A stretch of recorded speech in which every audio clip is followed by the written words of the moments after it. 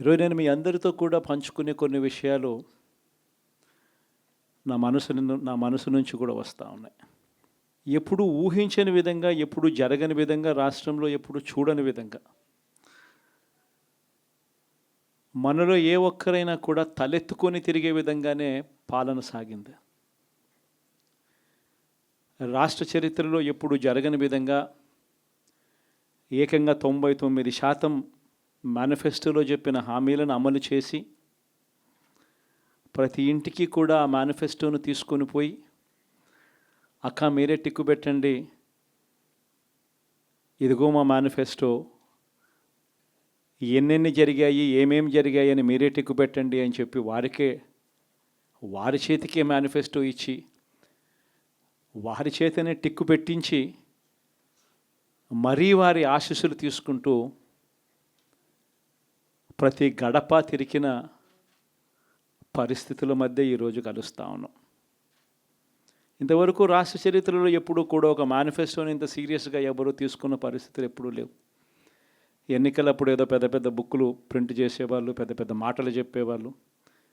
ఎన్నికలు అయిపోయిన తర్వాత మేనిఫెస్టో చెత్తబుట్టలో పడేసే పరిస్థితి. మొట్టమొదటిసారిగా రాష్ట్ర చరిత్రలో ఎప్పుడు జరగని విధంగా ఒక ముఖ్యమంత్రి కార్యాలయానికి వస్తే మేనిఫెస్టో కనిపిస్తుంది. కలెక్టర్ కార్యాలయంలోకి వెళ్తే అక్కడ కలెక్టర్ కార్యాలయంలో మేనిఫెస్టో కనిపిస్తుంది. ఏ డిపార్ట్మెంట్కి వెళ్ళినా కూడా ఆ డిపార్ట్మెంట్లలో హెచ్ఓడీలు కానీ, సెక్రటరీలు కానీ ఎక్కడికి వెళ్ళినా కూడా వాళ్ళ కార్యాలయాలలో మన మేనిఫెస్టో కనిపిస్తుంది. ప్రతి డిపార్ట్మెంట్కు, ప్రతి కలెక్టర్కు ఈ మేనిఫెస్టో పెట్టి, ఇదే మన ఎజెండా, ఈ ఎజెండా ఆధారంగానే పాలన సాగుతుంది అని వారందరినీ కూడా మొట్టమొదటి రోజు నుంచి కూడా సమాయత్తం చేసి ఏకంగా 99% హామీలను అమలు చేసి గర్వంగా, సగర్వంగా తలెత్తుకొని మళ్ళీ ప్రజల దగ్గరికి వెళ్ళి ఓట్లు అడిగే పరిస్థితులకి మొట్టమొదటిసారిగా ప్రభుత్వం అడుగులు వేసింది ఈ మన 5 సంవత్సరాల కాలంలోనే. నిజంగా ఇది జరిగినప్పుడు, చూసినప్పుడు నిజంగా ఆశ్చర్యం అనిపిస్తుంది. ఎప్పుడు చూడని విధంగా ఏకంగా 2,70,000 కోట్ల రూపాయలు, ఎప్పుడు జరగలే ఇది. ఏ పథకం ఎప్పుడు ఇస్తామో, ఏ నెలలో ఇస్తామో ఏకంగా క్యాలెండర్ ముందే ప్రకటించి, ఆ సంవత్సరానికి సంబంధించిన క్యాలెండర్ ముందే ప్రకటించి, ఆ నెల వచ్చేసరికి ఆ బటన్ నొక్కడం, నా అక్క చెల్లెమ్మల కుటుంబాల ఖాతాలకు నేరుగా వెళ్ళిపోవడం ఎప్పుడు జరగల. నిజంగా ఒక్కొక్కసారి అనిపిస్తుంది, ఏమయ్యాయి ఆ ప్రేమలు, ఏమయ్యాయి ఆ ఆప్యాయతలు అని ఒక్కొక్కసారి అనిపిస్తుంది. 66 లక్షల మంది పెన్షన్లు తీసుకుంటా ఉన్న అవ్వాతాతలు, మనం అధికారంలోకి రాకమునుపు పెన్షన్ కేవలం 1000 రూపాయలు, ఎన్నికలకి 2 నెలల ముందు వరకు కేవలం 1000 రూపాయలు. మనం ఏకంగా దాన్ని 3,000 రూపాయలకు పెంచుకుంటూ పోయాం. అప్పట్లో 39 లక్షలు మాత్రమే పెన్షన్దారులు, 66 లక్షలకు పెంచుకుంటూ పోయాం. ఏ ఒక్కరిని కూడా పక్కన పెట్టండి అనే మాట నోట్లో నుంచి రాలేదు. ఏకంగా 66 లక్షల మందికి ఇంటి వద్దకే మొట్టమొదటిసారిగా ఇంటి వద్దకే వెళ్ళి వాళ్ళ బాధలు తెలిసిన వ్యక్తులుగా వాళ్ళ చేతికి అందించి వాళ్ళ ఆశీస్సులు తీసుకున్నాం. మరి ఏమయ్యాయి ఆ 66 లక్షల మంది అవ్వాతాతలు, ఆ వికలాంగులు, ఆ వితంతువులు, అక్క చెల్లెమ్మలు, వారి ఆప్యాయతలు, ప్రేమలు ఎప్పుడు జరగని విధంగా 54 లక్షల మంది తల్లులకు కేవలం మీ పిల్లలకు బడులకు పంపించండి చాలు, మీ పిల్లలు గొప్పగా చదవాలి, మీ పిల్లలకు మంచి భవిష్యత్తు ఉండాలి అని 54 లక్షల మంది అమ్మలకు అమ్మఒడి. మరి ఏమయ్యాయి వాళ్ళ ప్రేమలు, వాళ్ళ ఆప్యాయతలు? ఏకంగా 53,58,000 మంది రైతన్నలకు. ఇంతకుముందు ఎప్పుడూ జరగల. పెట్టుబడి సమయం వచ్చేసరికి రైతన్నలకు పెట్టుబడి సహాయంగా రైతు భరోసా ఇచ్చే కార్యక్రమం. ఎప్పుడూ చూడని విప్లవాత్మక మార్పులు వ్యవసాయ రంగంలో. మరి ఏమయ్యాయి వారి ప్రేమలు, వారి ఆప్యాయతలు అంటే అది తెలియదు. ఏకంగా 1,05,00,000 మంది అక్క చెల్లెమ్మలకు 0 వడ్డీ క్రమం తప్పకుండా ప్రతి సంవత్సరం వారికి అండగా నిలబడుతూ చేశాం.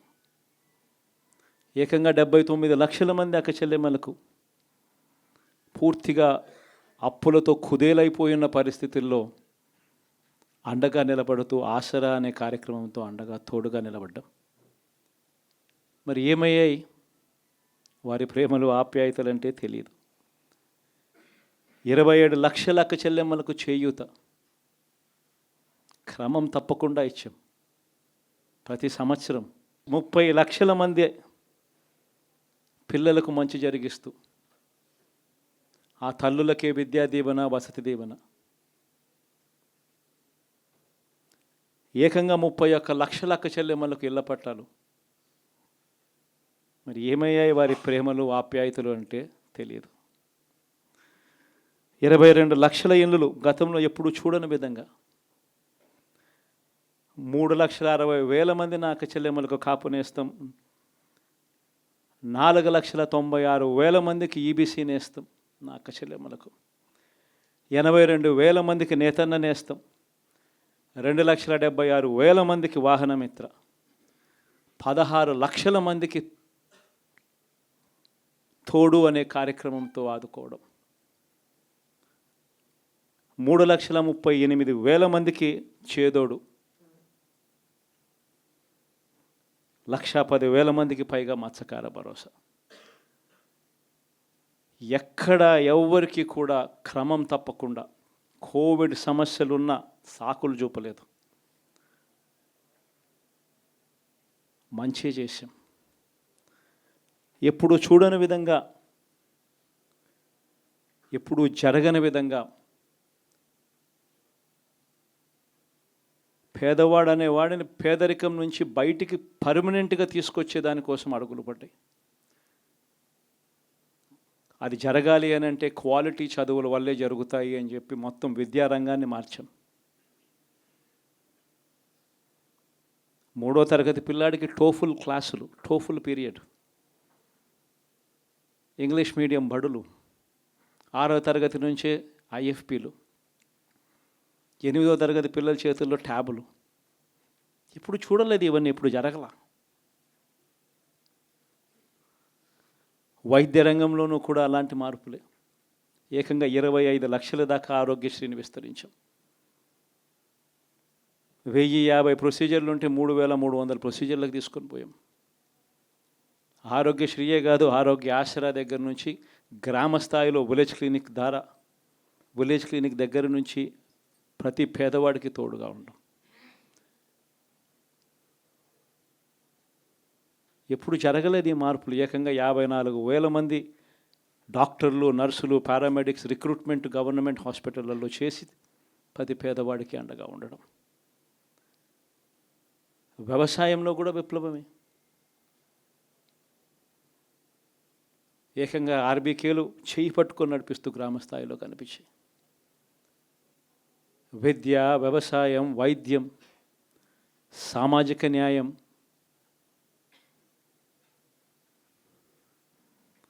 సుపరిపాలనలో ఎక్కడా కూడా తగ్గలేదు.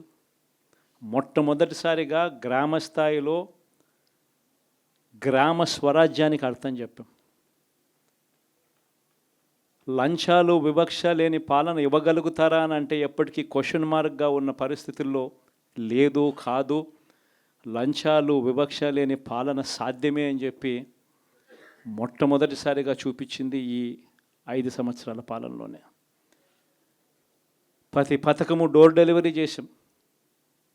ఇంటి వద్దకే పాలన అన్నదానికి అర్థం తీసుకొచ్చాం. మహిళా సాధికారతకు ఈ మాదిరిగా చేయగలుగుతాము అని చెప్పి అర్థం చూపించాం. ఇవన్నీ సంస్కరణలు. ఏ అక్క చెల్లెమ్మ బయటికి వెళ్ళినా కూడా ధైర్యంగా పోయే పరిస్థితి. ఫోన్లో దిశ యాప్ ఇలా 5 సార్లు ఊపితే చాలు 10 నిమిషాల్లో పోలీస్ వచ్చి అక్క ఏమైంది అనే పరిస్థితి. గ్రామంలోనే మహిళా పోలీస్. ఇప్పుడు చూడలేదు ఇవన్నీ. మరి ఇలాంటి గొప్ప మార్పులు, సంస్కరణలు ఇన్ని జరిగాక ఇప్పుడు చూడని పాలన ఈ మాదిరిగా ఇచ్చిన తర్వాత మరి ఎందుకు ఈ మాదిరిగా రిజల్ట్స్ వచ్చాయి? కనీసం ఇవేవి చేయకపోయిందంటే సరేలే ఇవన్నీ చేయలేదు కాబట్టి ప్రతిపక్షంలో కూర్చుంటున్నాము అనే దానికి అర్థం ఉండేది, ఇంత బాధ కూడా ఉండేది కాదు. కానీ ఇన్ని చేసిన తర్వాత, ఎప్పుడు చూడని మార్పులు తీసుకొచ్చిన తర్వాత ఇటువంటి రిజల్ట్ చూసినప్పుడు నిజంగా బాధ అనిపిస్తుంది. ఇంత జరిగిన తర్వాత కూడా ఏకంగా 40% ఓట్ షేర్తో ఈరోజు ప్రతిపక్షంలో ఉన్నాం. ఇంత జరిగిన పిమ్మట కూడా ఈ రోజుకి కూడా మనం చేసిన మంచి ఎక్కడికి పోలేదు. మనం చేసిన మంచి ఈ రోజుకి కూడా ప్రతి గడపలోనూ కనిపిస్తుంది, ప్రతి కుటుంబానికి తెలుసు. ఇంతకుముందు గతంలో ఎప్పుడు జరగని విధంగా నా కుటుంబానికి, నా ఇంటికి మంచి జరిగింది, అది వైఎస్ఆర్సీపీ పాలనలోనే జరిగింది అన్నది ప్రతి ఇంటికి తెలుసు. ఆ చేసిన ఆ మంచి ఎక్కడికి పోలేదు. ఆ మంచి ఎప్పటికీ మనకు శ్రీరామ రక్షగానే బ్రతికే ఉంటుంది. మనం చేసిన ఆ మంచి బ్రతికే ఉంది. విశ్వసనీయతకు అర్థం చెబుతూ జగన్ ఏదైనా చెప్పాడు అని అంటే మాట తప్పడు, మాట మీద నిలబడతాడు, మాట తప్పని పాలనే తాను ఇచ్చాడు అన్న విశ్వసనీయతకు అర్థం చెబుతూ మనం అందించిన పాలన కూడా ప్రజలు మర్చిపోరు. ఈరోజు కూడా ఈరోజు ప్రతిపక్షంలో ఉన్నా కూడా నేను చెప్తా ఉన్నా, గర్వంగా కూడా చెప్తా ఉన్నా, ఈరోజుకి కూడా జగన్ అబద్ధాలు ఆడడు, జగన్ మోసం చేయడు. మళ్ళీ చంద్రబాబు చెప్పిన మాదిరిగానే అంతకన్నా ఎక్కువ అబద్ధాలు మనం చెప్పుంటే బాగుండేదేమో, ఆ 10% మనతోనే నిలిచి ఉండేవాళ్ళేమో, అలా చేసుంటే బాగుండేదేమో అని చెప్పి కూడా చాలామంది కనిపించవచ్చు కూడా. మరీ జగన్ ముక్కుసూటి మనిషి, మరీ జగన్ రాజకీయాలలో మరీ నిజాయితీగా ఉంటాడు, ఇంత నిజాయితీగా ఉండడం కరెక్ట్ కాదేమో అని. కానీ ఒకటే చెప్తా ఉన్నా, ఓడిపోయిన పర్వాలా, అధికారం కోసం అబద్ధాలు చెప్పడం, అధికారం కోసం మోసం చేయడం ధర్మం కాదనే, న్యాయం కాదనే జగన్ ఎప్పుడు నమ్ముతాడు. 2014లో కూడా ఇదే నమ్మాను. సాధ్యం కానిది సాధ్యం కాదు అని నేను చెప్పాను. చంద్రబాబు నాయుడు ఏమో వ్యవసాయ రుణాలు మాఫీ దగ్గర నుంచి అన్నీ కూడా చేస్తానని చెప్పి, ఆ తర్వాత మళ్ళీ 2019 వచ్చేసరికి చేయక ప్రజలు రెట్టించిన ఉత్సాహంతో మళ్ళీ మనల్ని తీసుకొచ్చారు.